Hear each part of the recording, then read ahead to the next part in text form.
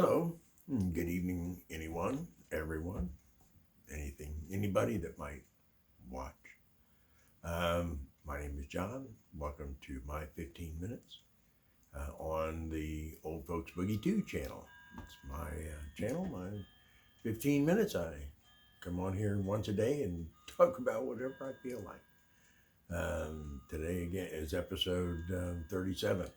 I've done this 37 times in a row. I'm trying to make it to 366. I had said 365 before and forgot it was a leap year, but just temporarily. I'm old, so I'm 70 years old. That's the reason I'm doing this. So if you're running across this for the first time, that's the only reason, because I'm old. And I just wanted to try it and do something, put it up on YouTube and see what it's like. Tonight I'm also again filming with my my cell phone, my Note 9, and it's on a DJi Mobile 3 gimbal. What I did do was I turned off the follow mode. Last night I tried it with, and every time I moved, the camera would move. And when I watched it before I posted it, I'm not sure I liked it all that much, so tonight I'm going to try without it. I'm going to just let the camera just be real still, and I'll just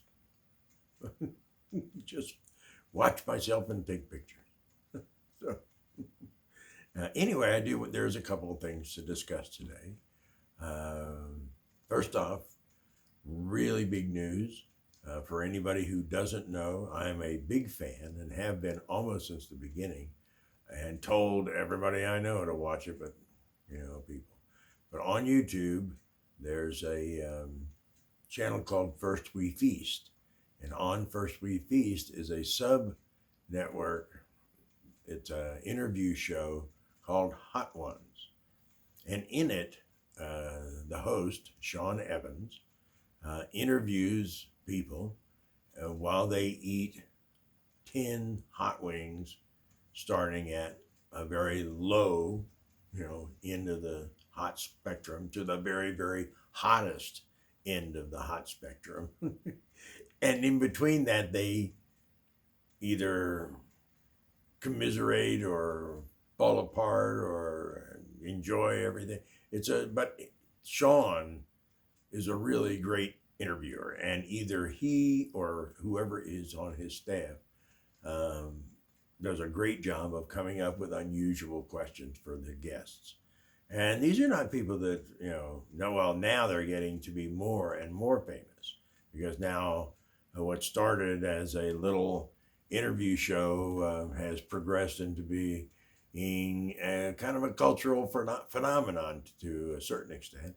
Even Jimmy Fallon has had its moments with Hot Ones, and there's some offshoots to it, but mainly it's just a great show. It's funny, it's well thought out, it's very simply put together. It's everything you could want in an informative, funny little 20-30 minutes, not 30 minutes, 20 minutes out of your life. That's all it is. Once a week when the season's on. So they're on. They just opened season 11. Hot Ones did. It's amazing. They do about 7, 8, 9 shows a season or something. But the seasons, they could get 3 seasons a year in, I'm sure, maybe 4. So they're on 11 seasons. They've been at it about 4 years, I think. But it's great. They've had some amazing people on. This season opener was Margot Robbie. Now, I haven't seen much of what Margot Robbie has done, so don't know much about her to be a big fan, but when Harley Quinn, was coming around, and so I did watch a bit of it, and it lost me a little bit, but she seemed really nice, and she was very fun and a good person to listen to. He asked some really great questions. She had some very strange at times answers, good answers, but and he brought a bunch of guests from her current movie, which is called Birds of Paradise. And Harley Quinn, she is Harley Quinn, I guess. I don't know the comic book genre very well, so at least not that level of it. Take me back to the Archie days.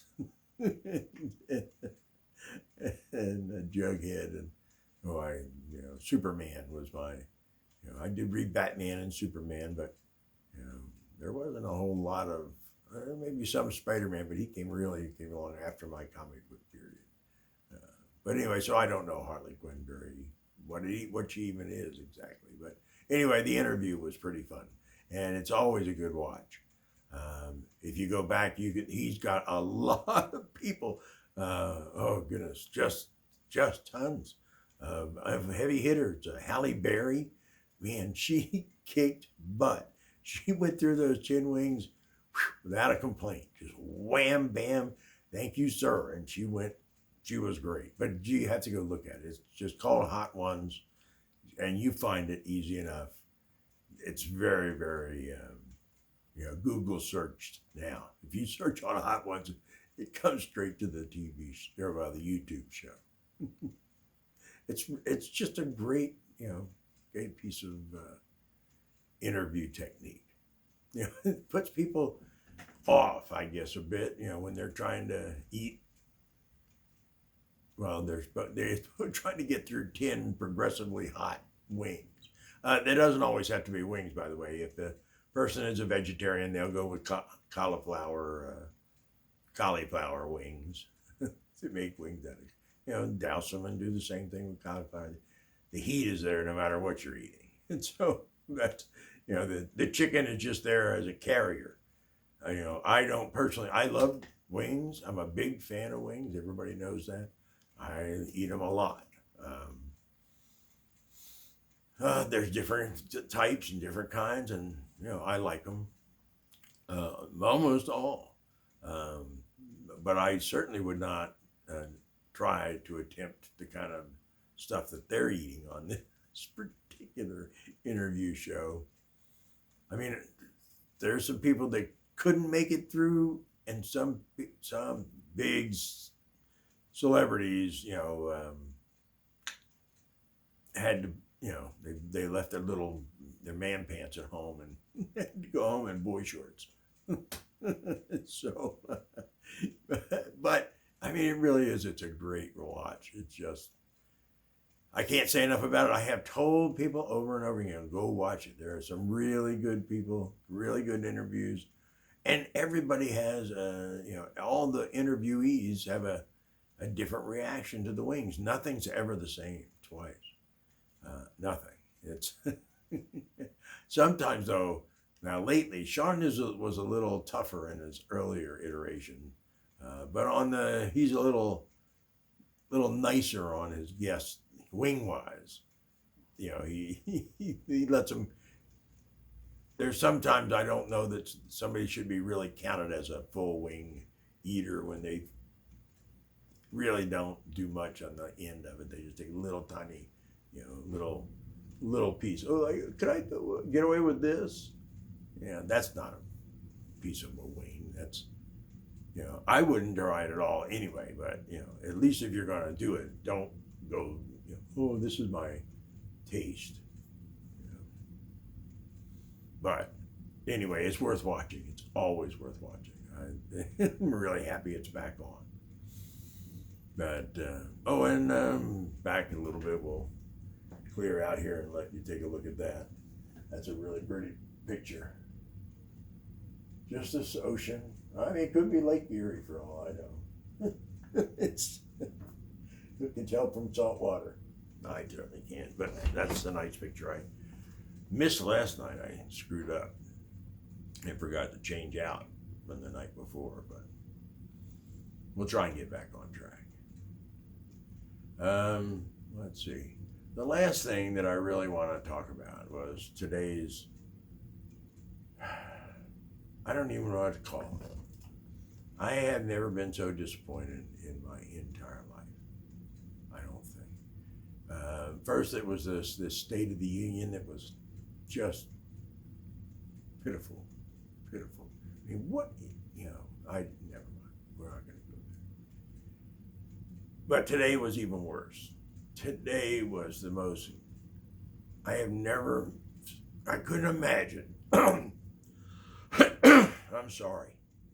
I could not imagine anybody, the President of the United States especially, gloating and being the sore winner, if you would. I couldn't possibly imagine this ever happening. I knew he would get acquitted, and I knew he would use it to, get a little bombastic and, talk about whatever. But the fact that Donald Trump sat there and gloated and just called out names. I mean, come on. You're the President of the United States. A little decorum, a little, show a little common courtesy. Yeah, you won. You did. You won. It is true. You got vindicated because nobody would vote to convict you, Mr. Trump. But be that as it may, to act like you did today was probably the most selfish act I have ever seen in my 70 years on this earth by somebody at your level. The President of the United States has,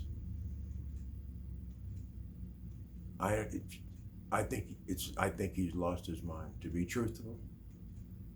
Who would do that?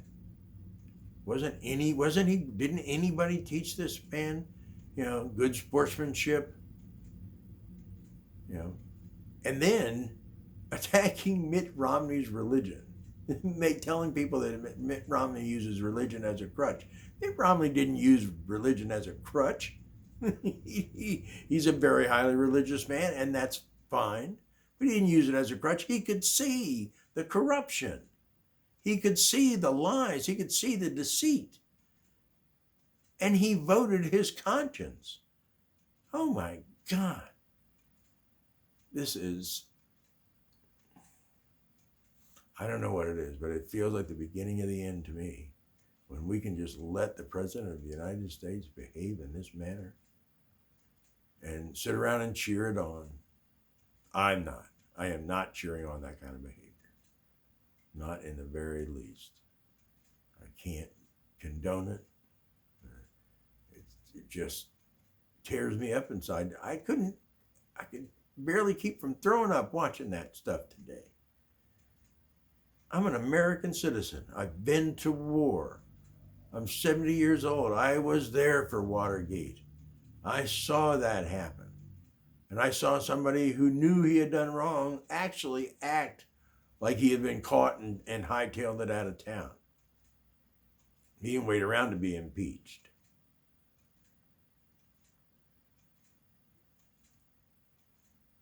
This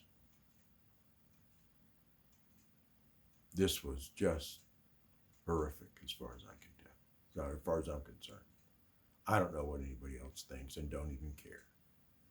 But I'm embarrassed for myself now. I really am. I just can't believe that the President of my United States behaved in such a way. Just cannot believe it. I can't fathom it. I don't get it. It's nothing about it. Makes a lot of sense. Nothing. Man, oh man, where are we going? Where are we headed? Well, I'm going to do everything I can to help this man get out of office in November of this year. I don't know who to support, but I am not supporting Donald Trump.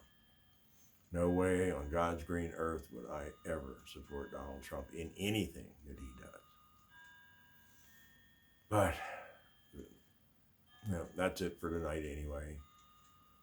The 15 minutes is up. I've had my say. I'll say it again tomorrow. Episode number 38 coming up.